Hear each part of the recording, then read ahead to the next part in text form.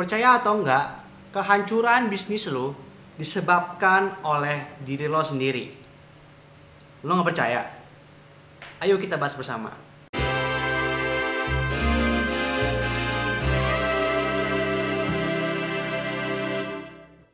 Hai Sobat Pacul, gimana kabarnya? Semoga kabar kalian semua selalu sehat-sehat ya. Para paculers, anjir, pasukan kuli. Oke. Buat yang belum tahu ya, pacul tuh pasukan kuli. Info aja. Oke, sedikit intermezzo tadi. Kali ini kita akan membahas sebuah topik lagi, yaitu gagal wirausaha. Tapi sebelum kita bahas lebih lanjut, gue ingin memberikan opini nih menurut gue. Sebenarnya bagus sih buat generasi milenial yang ingin mencoba dan sudah masuk malah udah mencoba nih bisnis atau wirausaha. Itu udah bagus banget menurut gue. Lo nggak salah, maksudnya lo nggak rugi kok lo gagal melakukan bisnis atau wirausaha.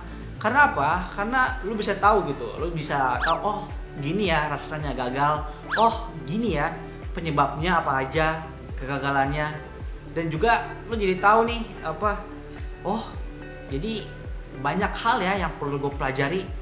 Nah, yang akan kita bedah sekarang yaitu apa sih yang bisa menyebabkan faktor-faktor kegagalan wirausaha. Ini menurut gue ya, jadi ada dua faktor menurut gue. Yang pertama ini faktor internal. Untuk faktor internal ada dua nih yang gue tekankan, yaitu pertama lo ada sifat ego, punya sifat ego. Yang kedua lo itu terlalu percaya diri, over pede. Nah, tadi faktor internal, sekarang kita masuk ke faktor-faktor eksternal yang membuat bisnisnya menjadi gagal nih. Ini buat para generasi milenial wajib disimak nih ya. Yang pertama yaitu kalian tidak mau dan tidak peka akan adanya perubahan.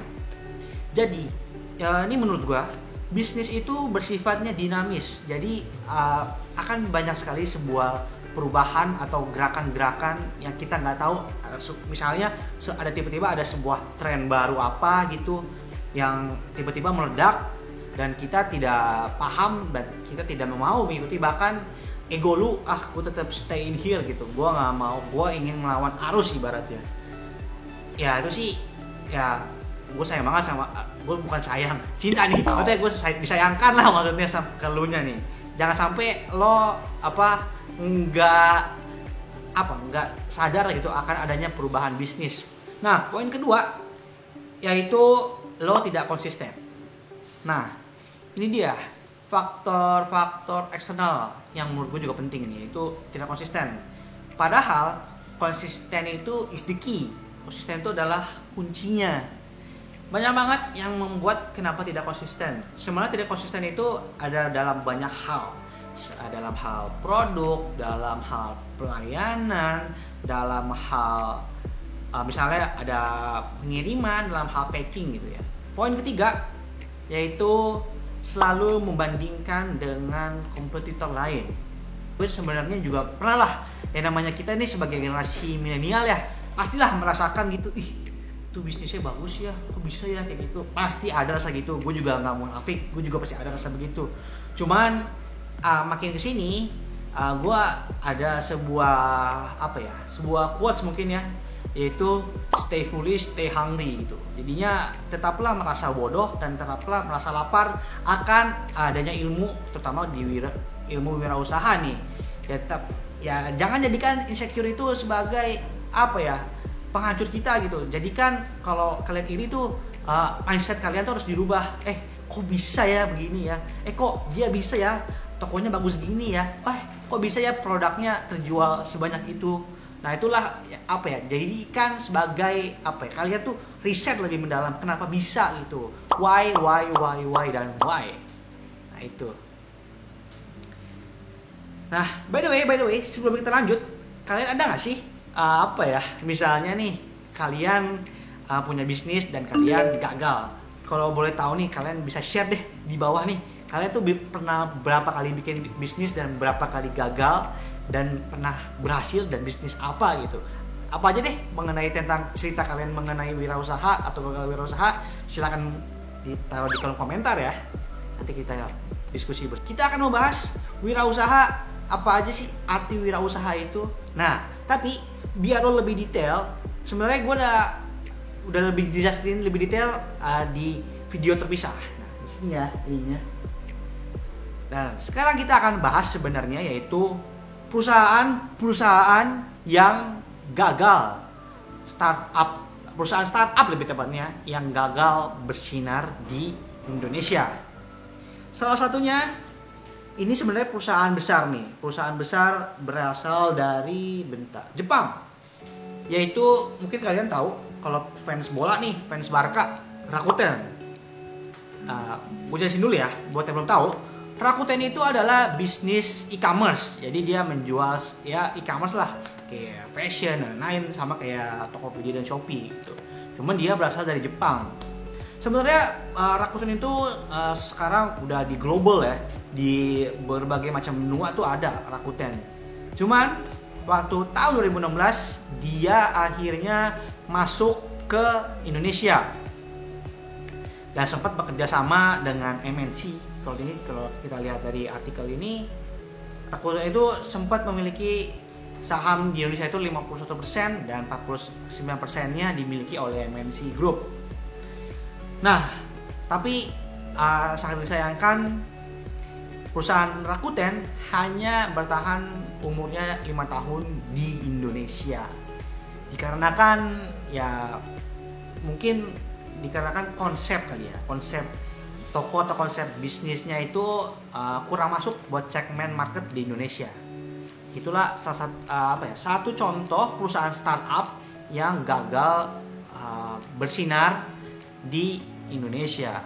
Tapi menurut gue ya, bisnis seperti itu cuman ada pemain terkuatnya itu paling 2 orang. Contoh sekarang di e-commerce sekarang, lu pada pakai apa sekarang gue tanya? Toko hijau sama toko oranye kan? Toko biru emang lu pakai? Ya gue sekarang sebut toko aja lah, biar lebih spesifik lah ya. Dari endorse juga kok. Tokopedia sama Shopee.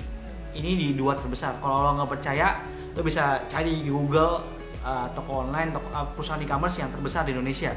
Kalau bahasa marketingnya mungkin Tokopedia dan Shopee itu sebagai main leadernya, yang lain itu sebagai challenger. Cuman challenger itu untuk saat ini menurut gua belum ada yang mengikuti Tokopedia dan Shopee lah. Sama untuk perusahaan yang bermain search engine. Sekarang siapa? Google. Dulu tuh kalau lo tahu, dulu tuh banyak banget kan, ada Yahoo, ada bahkan dulu ada namanya Hasta La Vista yang jadul banget, ada Lycos. Tapi sekarang who's the king? Google sama YouTube. Bahkan sih YouTube sebenarnya search engine juga, tapi dimiliki oleh Google juga. Tetap aja untuk kalian nih di perusahaan startup itu yang tergantung di bidang manapun, pastilah pemain besar itu hanya yang menjadi main leader itu hanya 1 dan 2 aja. Nah itu sedikit info dari gue atau intermezzo lah. Nah gimana? Setelah mendengar penjelasan gue tadi nih buat generasi milenial, jadi sih intinya sebenarnya adalah gue sih tadi ya tetap applause banget buat kalian nih generasi milenial yang udah berani untuk berusaha untuk membuat bisnis atau wirausaha. Cuman alangkah lebih baiknya jika kalian juga menyadari gitu bahwa wirausaha itu bukan hanya enaknya aja gitu. Oke? Seperti biasa sebelum gue tutup, kalian nih gue ingin menginfo seperti biasa buat kalian yang ingin merekomendasi sebuah konten atau share sebuah konten atau share topik apapun buat dijadikan next konten ya, next video, langsung aja taruh di kolom komentar di bawah ini. Oke? So gue pamit, see you on next video guys, bye.